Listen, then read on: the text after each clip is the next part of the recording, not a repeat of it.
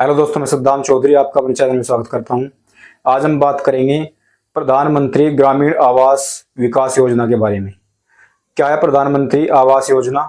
प्रधानमंत्री आवास योजना गरीबों को फ्री में पक्की छत देने के लिए, उनके पक्के मकान बनवाने के लिए, शौचालय बनवाने के लिए भारत सरकार द्वारा चलाई गई एक स्कीम है, जिसमें गरीबों को, मजदूरों को पक्के मकान बनाने के लिए सरकार धनराशि देती है।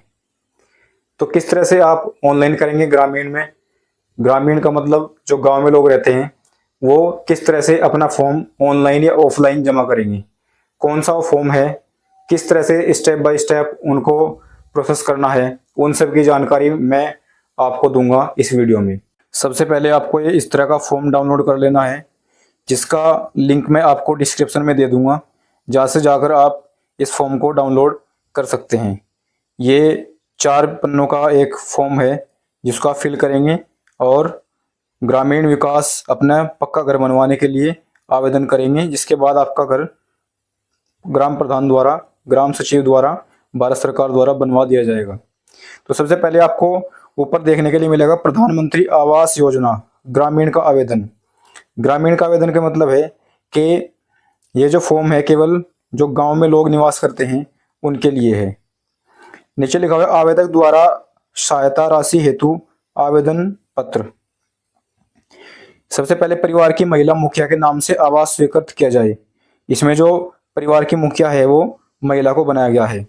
आप फॉर्म भरने के लिए सबसे पहले यहाँ पे आवेदक का फोटो यहाँ पे लगाएंगे, प्रमाणित करके प्रधान द्वारा प्रमाणित होगा और यहाँ पर उसको चिपका दिया जाएगा। उसके बाद दिनांक लिखी जाएगी। दिनांक के बाद यहाँ आप अपना नाम डालेंगे। नाम के बाद यहाँ पिता का नाम डलेगा। उसके बाद अगर आपका नाम बीपीएल कार्ड में 2011 की सूची में है तो उसको यहाँ पे डाला जाएगा। उसके बाद जो 2011 की सूची बनी थी बीपीएल की, उसमें आपको एक टीआईएन नंबर मिला होगा, उस टीआईएन नंबर को यहाँ पे डालेंगे। उसके बाद जो आपकी आधार संख्या है वो यहाँ पे डलेगा।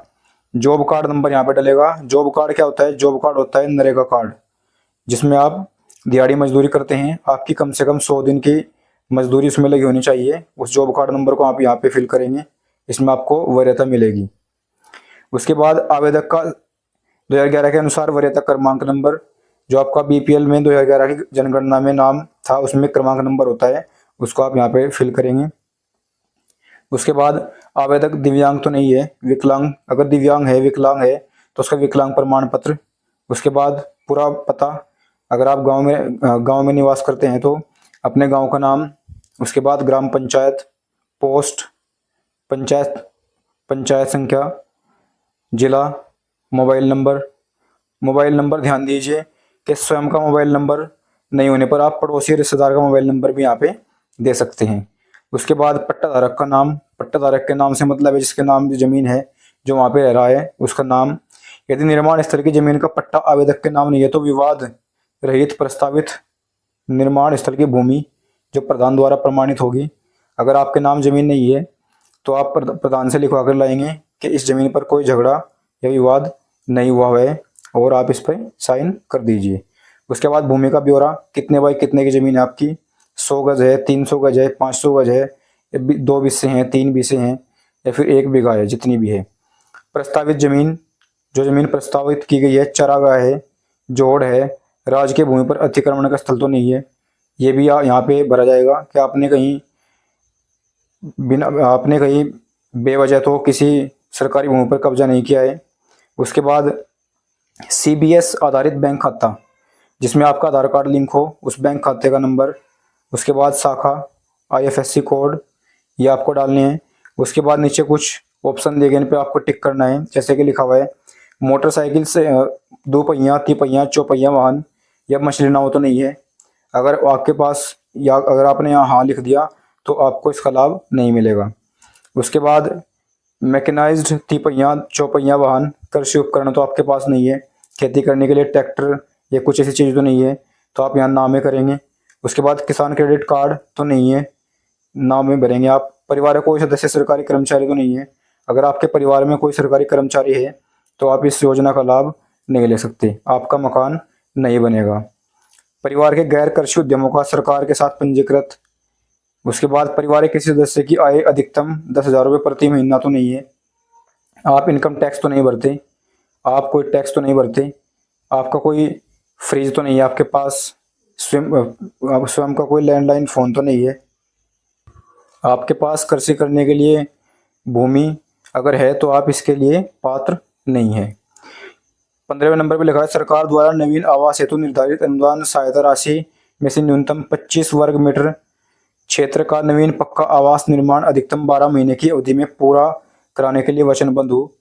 आवासीय अनुदान सहायता से अधिक होने वाले व्यय की व्यवस्था में अपने स्तर पर स्वयं करूँगा। इसका मतलब है कि आपको 1,20,000 रुपये दिए जाएंगे सरकार की तरफ से, आप उसमें 12 महीनों के अंदर अपने मकान को पक्का करने के लिए वचनबद्ध हैं। और इसके अलावा 1,20,000 के अलावा जो लगेंगे वो आप खुद से वहन करेंगे, यानी कि खुद से उस पर पैसा मकान में लगाएंगे।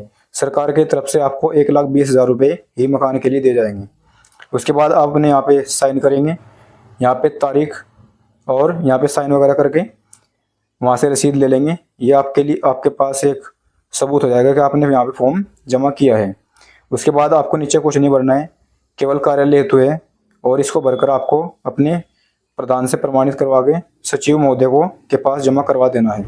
जिसके बाद आपकी जांच होगी, जांच होने के बाद आपको पक्के घर के लिए सेलेक्ट कर लिया जाएगा और आपके अकाउंट में 1,20,000 रुपये मकान बनवाने के लिए, प्रधानमंत्री आवास योजना का लाभ दिलवाने के लिए आपके अकाउंट में ट्रांसफ़र कर दिए जाएंगे।